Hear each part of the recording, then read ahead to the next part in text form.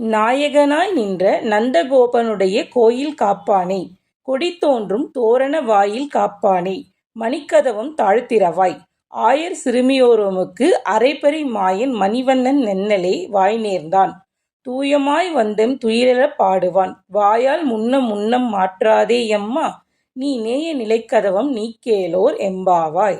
எங்களுடைய தலைவனாய் இருக்கிற நந்தகோபனின் திரு மாளிகையை பாதுகாக்கும் காவலனே, கொடி தோரணம் கட்டப்பட்ட வாசல் காவலனே, ஆயர்குல சிறுமியரான எங்களுக்கு இந்த மாளிகை கதவை திறப்பாயாக.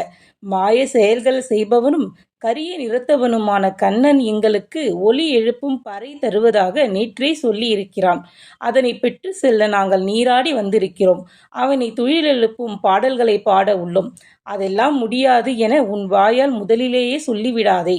மூடியுள்ள இந்த நிலைக்கதவை எங்களுக்கு திறப்பாயாக.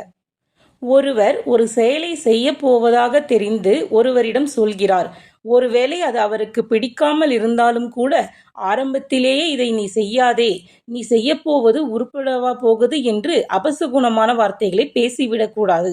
அப்படியா என்று ஆரம்பித்து செய்யப்போகும் பணியை பற்றி முழுமையாக தெரிந்து கொண்டு அதன்பின் இப்படி செய்தால் நன்றாக இருக்குமே என்று சாந்தமாக அறிவுரை சொல்லலாம். சொற்கள் மனித வாழ்வில் மிக முக்கியமானவை என்று ஆண்டாள் இப்பாடல் மூலம் நமக்கு அறிவுறுத்துகிறாள்.